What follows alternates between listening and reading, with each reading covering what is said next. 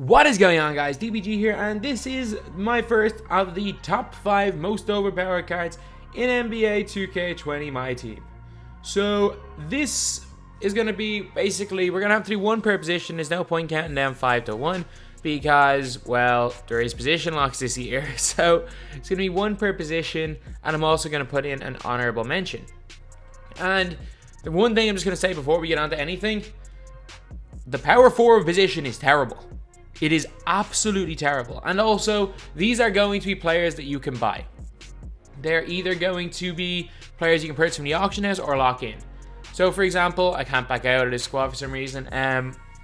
I could put in, say, J.R. Smith. He's not going to be in the top 2, but I could technically put him in any of the cards you can lock in. So, eventually, with Ray Allen, he's only like 5 cards.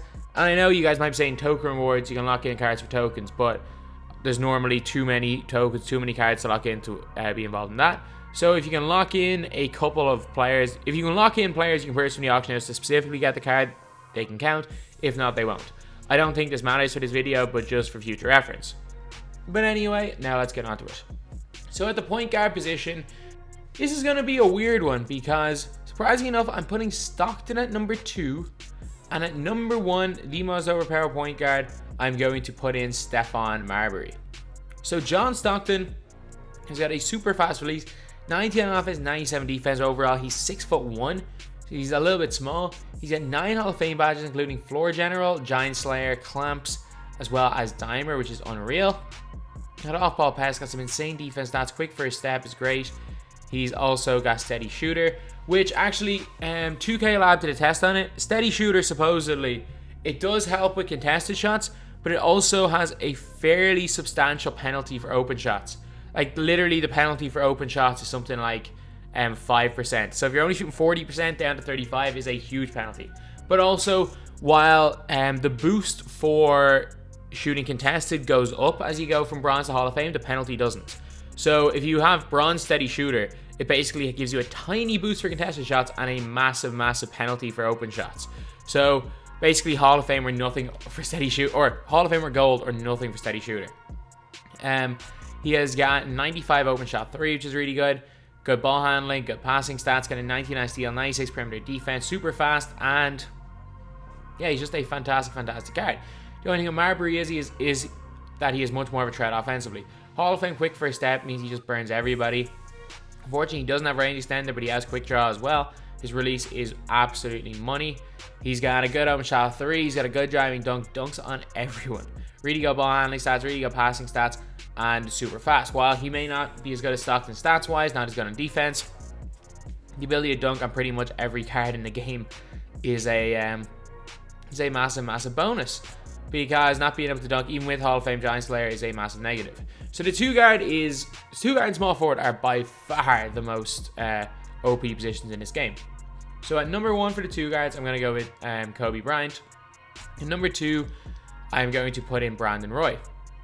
So Brandon Roy is a 6'6" Tracy McGrady. And I'm not lying. Like, if you look at 2KMT Central, where players have their nicknames down just based on the database, they've given this version of Brandon Roy the nickname T-Mac. They gave him T-Mac's release. He has all of T-Mac's animations. His badges are fairly decent.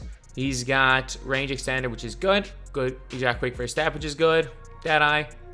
And he got silver steady shooter, which is actually a good bit worse than having gold or Hall of Fame, which is a bit annoying, but his release is money. He's got 93 shot mid. He has got 95 driving dunk, 86 ball handle. He's got decent perimeter defense, good speed, speed ball and acceleration, got lateral quickness as well.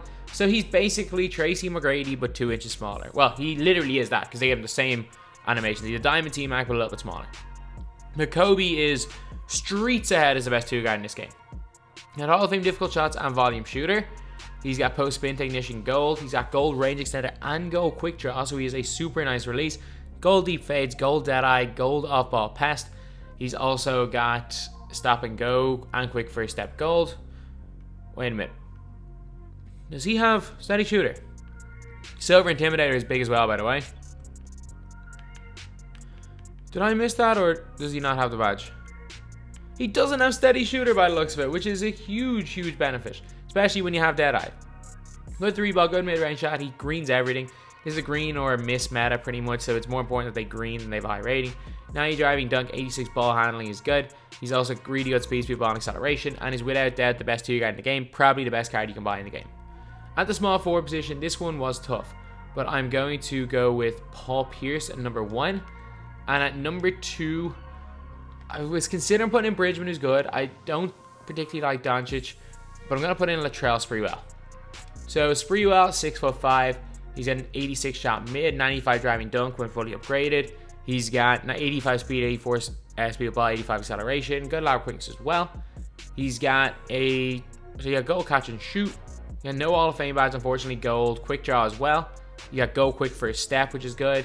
He's a really good dunker. His release is absolutely money, and yeah, just plays really well. Paul Pierce, arguably the best shooter in this game, because of they gave him silver quick draw, which while it's not as quick as gold, his release is so nice. Trust me, so easy to green. He's also got catch and shoot, gold, the goal range extender, gold steady shooter, but he's got hot zone hunter and clutch shooter. And the thing is, he's got hot zone hunter, and hot zone's basically everywhere, which is a massive positive. The power forward position. This position is terrible with cards you can purchase. So there are good power forwards, like Amare is good. I'm trying to think who else is good. But Jerry Lucas is good. There are definitely some good power forwards in this game. Channing Frye is really good as well. The problem is none of them can be purchased on the auction house. So the best is probably Leitner. The best is probably Christian Leitner. And I'm going to put a contract on him because I know a lot of you guys complain about me not having contracts on players in the screen. I think the second best, like, I don't know, DeBuscher? Porzingis? Like, I really don't know. Maybe even a Sapphire could get in there. But of cards you can purchase, there's just no real good ones. So I'm just going to put in Porzingis because I like using him. Like, there are definitely good power forwards, but none that you can purchase. So 7'3" shooter that can block shots but gets killed on boards. But Leitner is fairly decent.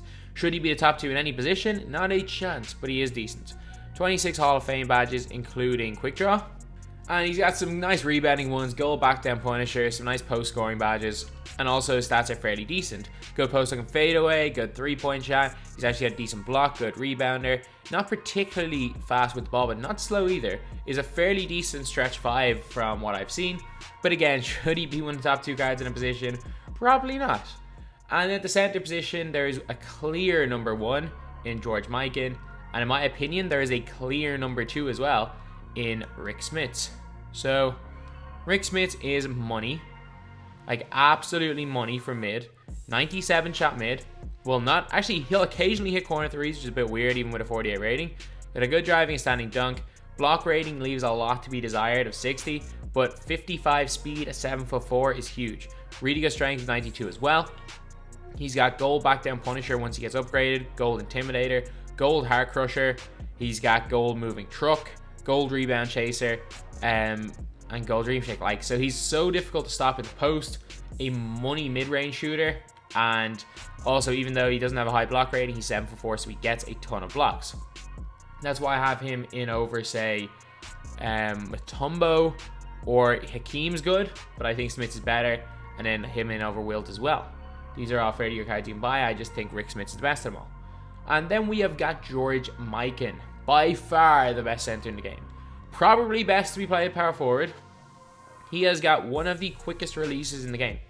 He's got Hall of Fame putback boss, drop stepper, and post spin technician. He's got difficult shots gold, catch and shoot gold, which is huge. Defensive leader. He's got heart crusher. So every player on the floor gets a plus $3 defense stats when he's on the floor. Intimidator is massive as well because it stops people from scoring around him. Gold back down punisher. Gold defense. Gold flexible release, which is a big positive for a guy with as quick a release as him. And you know what? He doesn't have steady shooter, and it's probably the best open shooter I've used this year. So, yeah. Without question, George Mikan is going in there. And now, at the end of this video, I'm just going to show three really cheap players you should definitely have a look at. So, first of all, for like 600 MT, Drazen Petrovic, money. Then, if you're looking at Evo cards, I was going to say Paxson, but he doesn't get the fastest release. I'd still say Charlie Ward is a steal. He is still a steal because of his defensive leader and floor general badges. And then, who else that you can pick up? Karl Anthony Towns. These are all 3 incredible budget players you should definitely look to pick up. While obviously not in the most overpowered cards in the game, are all good options. Anyway, yep, that is the video. It's the first of these videos. I will be doing one of these a month. Thank you guys for watching. Please like, comment, and subscribe.